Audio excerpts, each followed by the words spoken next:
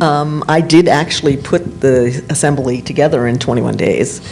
And then we probably were cutting for 5 or 6 months, I would say.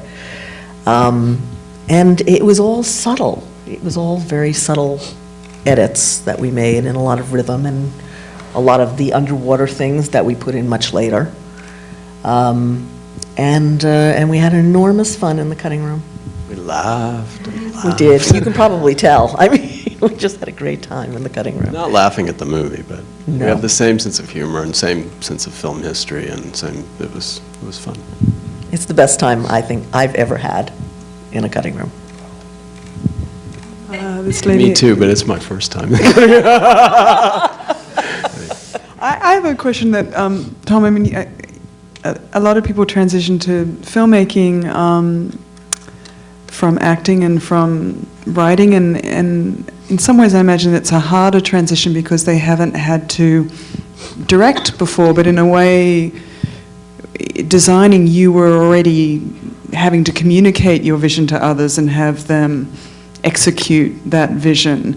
Did you feel there was a transition, or that it was relatable, if not analogous, to what this experience was, or was it a very different experience for you? Well, the experience was different, but the skill set, in some ways, I felt I was very prepared for, because in fashion, it's much more collaborative than one might think. You have to have a vision.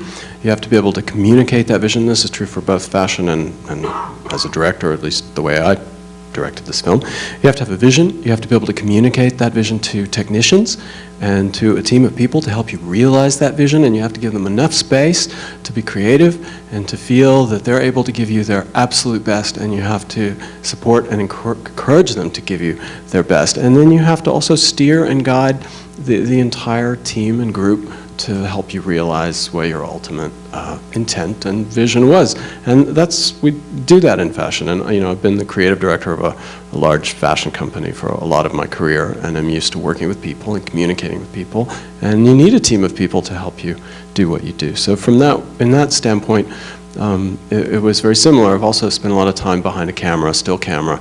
I shoot my own pictures sometimes, and so I understood framing and light and the telling of a story through a visual image. Although, I mean, I learned a lot. I'm not trying to say I knew everything, but there were I felt very prepared.